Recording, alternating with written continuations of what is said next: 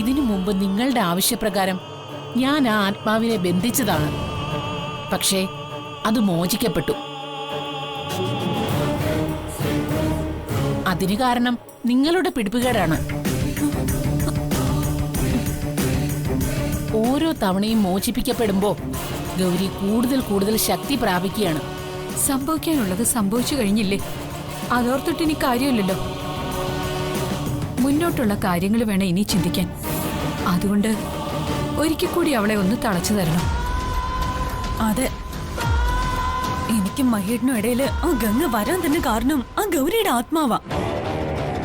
ഓരോ സമയത്തും ഗംഗയ്ക്ക് വേണ്ട നിർദ്ദേശങ്ങൾ നൽകി ഗൗരി കൂടെ ഉള്ളത് കൊണ്ട് ഞങ്ങൾക്കിപ്പോ പലതും സാധിക്കുന്നില്ല.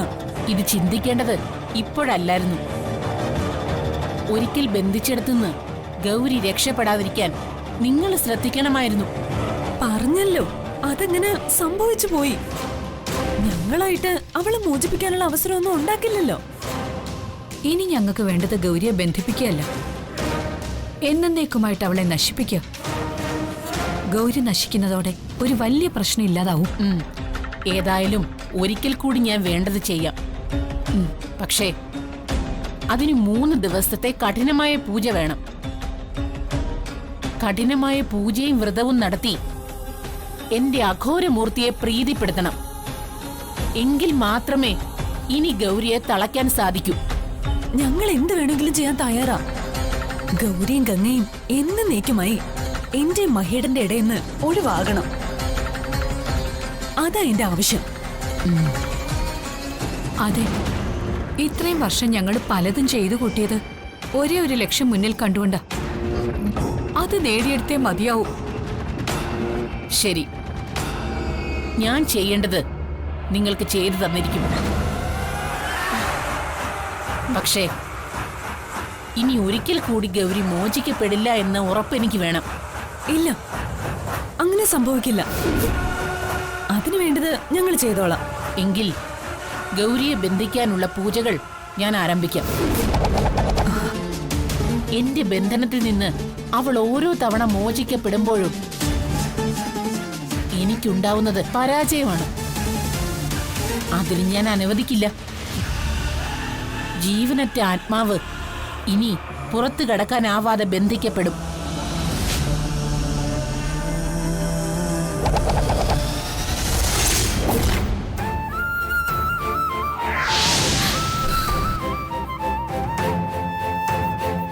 ഗംഗേ, ഗൗരി ചേച്ചി,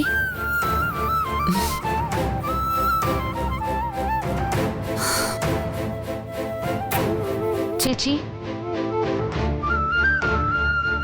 ഒരു അത്യാവശ്യ കാര്യം നിന്നോട് പറയാനാണ് ഞാൻ വന്നത്. എന്താ ചേച്ചി, എന്തെങ്കിലും പ്രശ്നമുണ്ടോ? ഒരു വലിയ പ്രശ്നം വരാനുള്ള വഴി ഒരുങ്ങുന്നുണ്ട് ഗംഗേ. ചേച്ചി കാര്യം പറയേ, എന്താ പറ്റിയേ? ശ്രേയയും ഹൈമവതിയും ചേർന്ന് എന്നെ തളയ്ക്കാനുള്ള പദ്ധതികൾ ആസൂത്രണം ചെയ്യുന്നുണ്ട്. എന്തോ വലിയ പൂജയോ മറ്റോ നടത്തി എന്നെ എന്നേക്കുമായി അവരുടെ അടിമയാക്കി മാറ്റാനാ അവരുടെ പ്ലാൻ. അങ്ങനെയൊന്നും സംഭവിക്കില്ല ചേച്ചി, ചേച്ചി പേടിക്കണ്ട. ഏതോ അകാരണമായൊരു ഭയം എനിക്ക് തോന്നുന്നുണ്ട്. ഇതുവരെ ഇങ്ങനെ ഉണ്ടായിട്ടില്ല. എന്റെ കൊലപാതകയെ കണ്ടെത്തുന്നതിന് മുൻപ് അവരെന്നെ തളച്ച വർഷങ്ങളോളം മോക്ഷം കിട്ടാതെ അവർക്ക് അടിമയായി എനിക്ക് കഴിയേണ്ടി വരും. ഒരു പക്ഷേ അവരുടെ ആഗ്രഹത്തിനൊത്ത് എനിക്ക് പലതും ചെയ്യേണ്ടിയും വരും. ഇല്ല ചേച്ചി, അതൊന്നും നടക്കില്ല. നമ്മൾ ഉറപ്പായും ചേച്ചിയുടെ കൊലപാതകയെ കണ്ടെത്തി സത്യം തെളിയിക്കും. ഇനി അതിന് വലിയ കാലതാമസം ഉണ്ടാവില്ല. നിന്നെ എനിക്ക് വിശ്വാസ ഗംഗേ. അതാ ഒരു ദുസൂചന ഉണ്ടായപ്പോ ഞാൻ നിന്റെ അടുത്തേക്ക് വന്നത്. ചേച്ചിക്ക് ദോഷം വരുത്തുന്നൊന്നും സംഭവിക്കാൻ ഞാൻ സമ്മതിക്കില്ല. നൂറ്റാണ്ടുകൾ ആർക്കും അടിമയാകേണ്ടിയും വരില്ല. തെറ്റ് ചെയ്തത് ആരായാലും ഒരു ദിവസം മറനീക്കി പുറത്തു വരണം, ശിക്ഷയും അനുഭവിക്കണം. അതിനുവേണ്ടി എന്ത് ചെയ്യാനും ഞാൻ തയ്യാറാ. എന്തായാലും ഇറങ്ങി തിരിച്ചു. ഇനി ലക്ഷ്യം കാണാതെ പിന്നോട്ടില്ല. അത് മതി. ഗതി കിട്ടാതെ അലഞ്ഞു തിരിയുന്ന ഒരു ആത്മാവായിരുന്നു ഞാൻ. എന്നിട്ടും ഞാൻ അതിൽ സന്തോഷിക്കുന്നത് എന്റെ പ്രിയപ്പെട്ടവരെ കാണാനും അവരുടെ കാര്യങ്ങൾ അറിയാൻ സാധിക്കുമെന്നതുകൊണ്ടാ. പക്ഷെ ഒരു കൂട്ടം ദുഷ്ടന്മാരുടെ അടിമയാവാൻ എനിക്ക് വയ്യ ഗംഗേ. ഇല്ല ചേച്ചി, ശ്രീ മഹേശ്വരൻ നമുക്കൊപ്പം ഉണ്ട്. ഗൗരി ചേച്ചി ധൈര്യമായിട്ടിരിക്കെ, നമ്മളെ ലക്ഷ്യം പൂർത്തിയാക്കുക തന്നെ ചെയ്യും.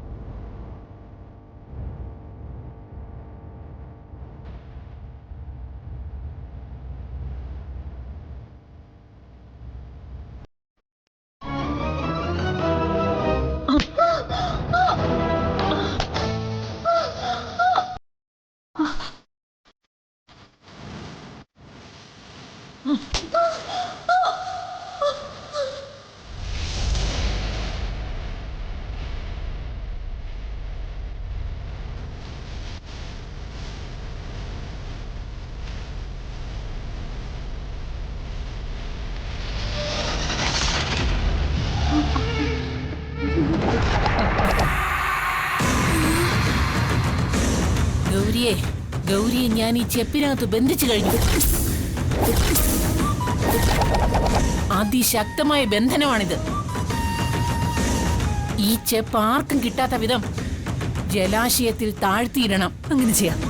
ആരും ഉപയോഗിക്കാത്ത പൊട്ടക്കുളത്തിലോ കിണറിലോ വേണം താഴ്ത്തിയിടാൻ. കടൽ, നദി ഇതുപോലെയുള്ള ഒഴുകുന്നവയിൽ പെടാതെ പ്രത്യേകം ശ്രദ്ധിക്കണം. ശരി.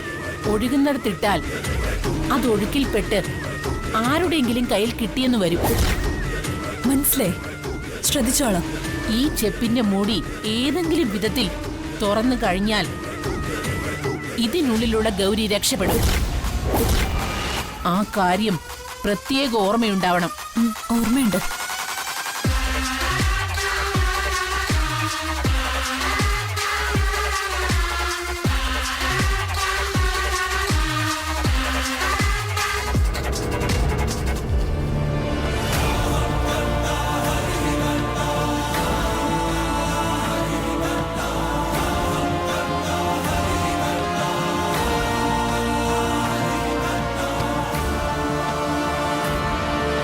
പറഞ്ഞതൊന്നും മറക്കണ്ട. ഇനി ഒരിക്കൽ കൂടി ഗൗരി രക്ഷപ്പെട്ടാൽ പിന്നെ അറിയാലോ. അറിയാം, ഞങ്ങൾ ശ്രദ്ധിച്ചോളാം. എന്നാൽ പറഞ്ഞതുപോലെ ചെയ്യൂ. വാ മോളെ.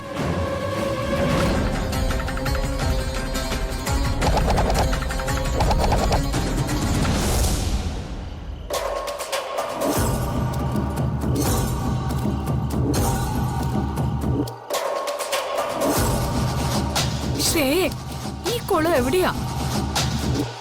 ഇതിലൂടെ നടന്നിട്ട് മനുഷ്യന് പേടിയായിട്ട് വയ്യ. അമ്മ എന്നെ കൂടെ വെറുതെ പറഞ്ഞ് പേടിപ്പിക്കാതെ വേഗം വാ. കുളന്താ ഇവിടെ അടുത്താ.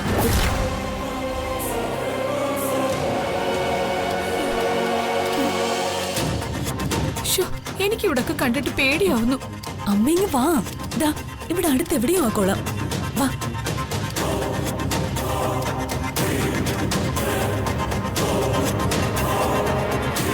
മോളെ, നീ എന്തിനാ അങ്ങോട്ട് പോന്നേ?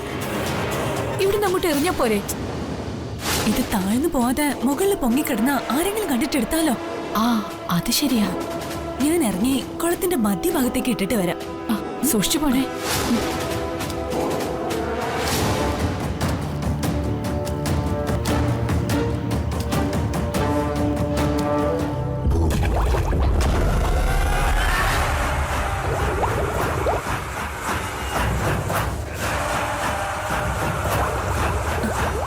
അമ്മേ, അത് താഴ്ന്നു പോകുന്നുണ്ട്. മോളെ, എന്നാ നീങ്ങി കേറിപ്പോരെ. ആ, പതുക്കെ പതുക്കെ.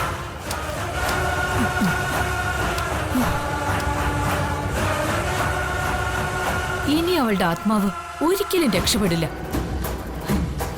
ഈ ലോകമുള്ള കാലത്തോളം ഈ കുളത്തിനടിയിൽ ബന്ധനത്തിൽ കിടന്ന് വേദനിക്കാനാ അവക്ക് യോഗം. അതെ, ഇനി നമുക്ക് ആ ഗംഗയെ ശരിയാക്കണം. മോളെ, വേഗം വാ, നമുക്ക് പോവാം. വാ.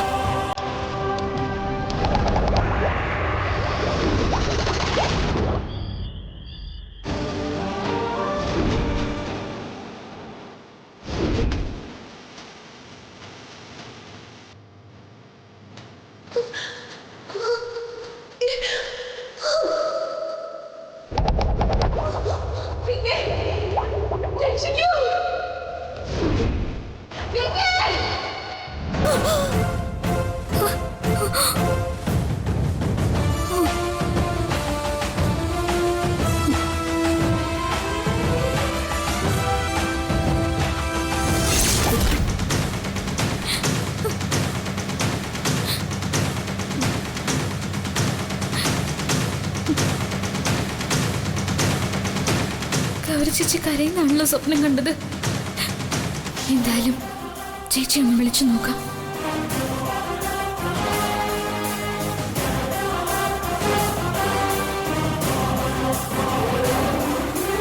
ചേച്ചി, ചേച്ചി, ചേച്ചി, ചേച്ചി വരുന്നില്ലല്ലോ. ചേച്ചിക്ക് എന്തോ ആപത്ത് സംഭവിച്ചു എന്ന് തോന്നുന്നു. ആരെങ്കിലും വീണ്ടും ബന്ധിച്ചു കാണൂ.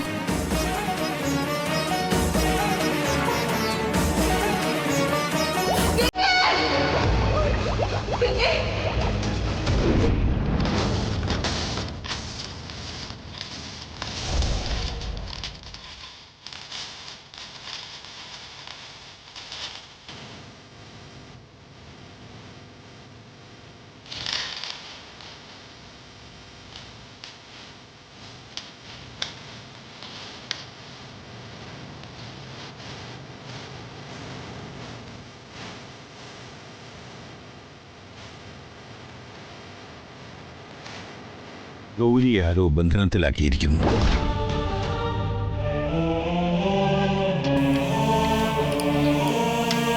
കാഴ്ച കുറയുന്നു. എനിക്ക് ഒന്നും അങ്ങോട്ട് വ്യക്തമാകുന്നില്ല. കഠിനമായ മന്ത്രതന്ത്രങ്ങളാണ് ഉപയോഗിച്ചിരിക്കുന്നത്. പരിഹാരമില്ല തിരുമേനി. ഗൗരിയുടെ ആത്മാവിന് ഒരിക്കലും മോചനമുണ്ടാവാതിരിക്കാനുള്ള ക്രിയകളാണ് ചെയ്തിരിക്കുന്നത്. എങ്ങനെയെങ്കിലും ഗൗരി ചേച്ചിയെ രക്ഷിക്കണം തിരുമേനി. ബന്ധനസ്ഥയാണെന്ന് മാത്രമേ ദൃശ്യമാകുന്നുള്ളൂ. എവിടെയാണെന്നറിയാൻ സാധിക്കുന്നില്ല. എന്തെങ്കിലും ഒരു പരിഹാരം ഉണ്ടാവില്ലേ? പരിഹാരമുണ്ട്, പക്ഷേ കഠിനമായ വ്രതം ആവശ്യമാണ്. അത് ഗംഗ തന്നെ ചെയ്യുകയും വേണം. ശരി തിരുമേനി, എന്താ വേണ്ടെന്ന് മാത്രം പറഞ്ഞാൽ മതി. വിചാരിച്ചതുപോലെ അത്ര നിസ്സാരമല്ല. 3 ദിവസത്തെ കഠിന വ്രതമെടുക്കണം. മത്സ്യമാംസാദികൾ പാടില്ല. പൂർണ്ണമായും മനസ്സും ശരീരവും ദൈവത്തിൽ അർപ്പിച്ചുള്ള പൂജ. ശരി, ഞാൻ ചെയ്യാം.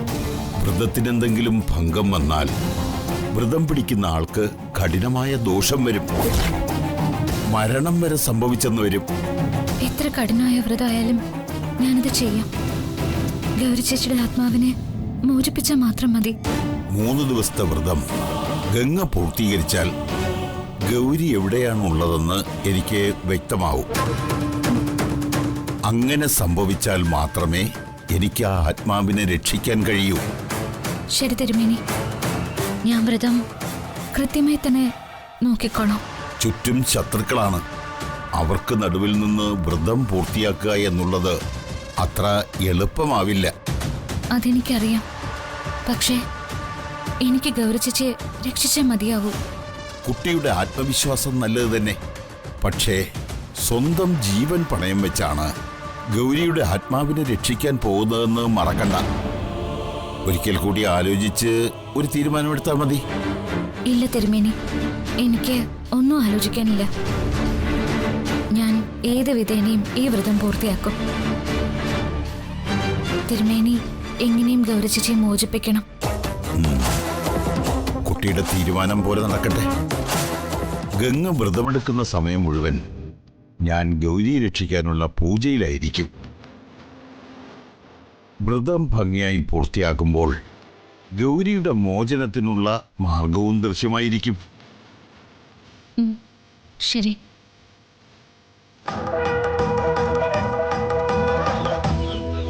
വ്രതം എടുക്കുന്നതൊക്കെ കൊള്ളാം, പക്ഷേ നിന്റെ ആരോഗ്യം ശ്രദ്ധിക്കണം. ഇത് അങ്ങനെ ഉപവാസമൊന്നുമല്ല മഹേട്ട. മത്സ്യവും മാംസവും കഴിക്കാൻ പാടില്ല എന്നേ ഉള്ളൂ. എന്തിനാ ഇപ്പം ഇങ്ങനെ ഒരു വ്രതം? ഈ അടുത്ത കാലത്തായിട്ട് മഹേട്ടനും മാളുവിനും മോശം സമയമാണ്. ഇടയ്ക്കിടയ്ക്ക് ഓരോ ദുരിതങ്ങൾ വരുന്നത് അതിന്റെ ലക്ഷണമാണ്. ഞാൻ ഭട്ടതിരിയോട് സംസാരിച്ചപ്പോൾ അദ്ദേഹം ഈ വ്രതത്തെക്കുറിച്ച് പറഞ്ഞത് 3 ദിവസം ഈ വ്രതം എടുത്ത് ഭംഗിയാക്കിയാൽ എല്ലാ ദോഷങ്ങളും മാറുന്ന അദ്ദേഹം പറഞ്ഞത്.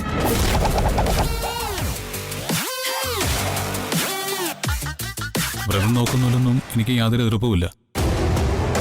പക്ഷേ നിന്നെക്കുറിച്ച് ഗംഗേ എനിക്ക് പേടി.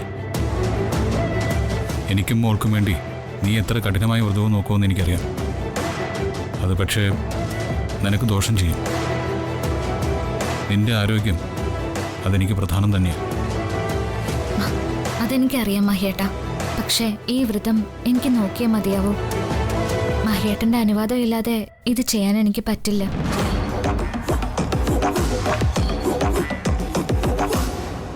നീ വിഷമിക്കാതെ. ഒരു നല്ല കാര്യമല്ലേ, ഞാൻ എതിർക്കുന്നില്ല. ഈശ്വരന്റെ കൃപ അതെന്ന് നിനക്ക് കൂട്ടുണ്ടാവും. ശരി മഹേട്ട. മഹേട്ടൻ എനിക്കൊപ്പം ഉണ്ടെങ്കിൽ എനിക്കെല്ലാം വിജയിക്കാൻ സാധിക്കും. മഹേട്ടന്റെ ഈ സ്നേഹവും കരുതലും എന്നും ഉണ്ടാവണമെന്ന് മാത്രം എന്റെ പ്രാർത്ഥന. ഗംഗ എന്തിനു വേണ്ടിയാ ഈ വ്രതം എടുക്കുന്നത്? ഇതിനു പിന്നിൽ മറ്റെന്തോ കാര്യമുണ്ട്. അല്ലെങ്കിൽ 3 ദിവസത്തെ വ്രതം ഇപ്പൊ എടുക്കില്ല. അതെന്താണെന്ന് അറിഞ്ഞേ മതിയാവും.